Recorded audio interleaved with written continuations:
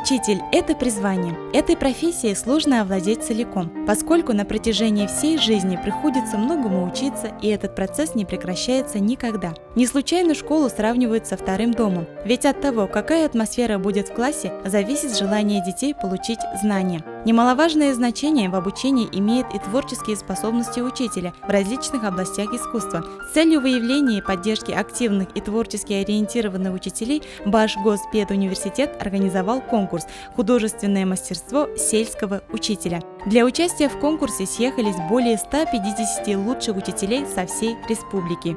Всем вам успехов, ни пуха и ни пера.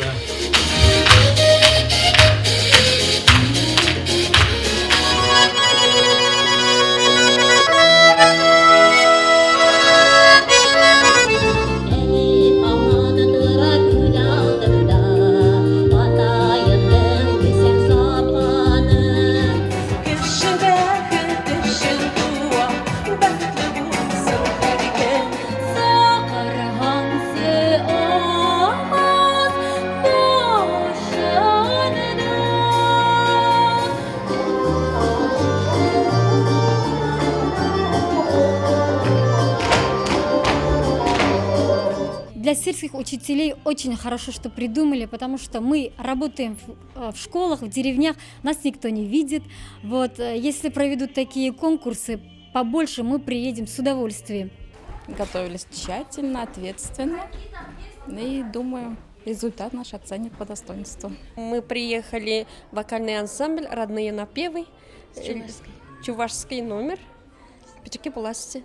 Здорово, что вы здесь собрали всех нас. Вот мы посмотрим, как другие работают, как поют, что делают, как развиваются творчески. Дипломом первой степени награждается вокальный ансамбль «Задоренко», село Припильское Кармаскалинского района.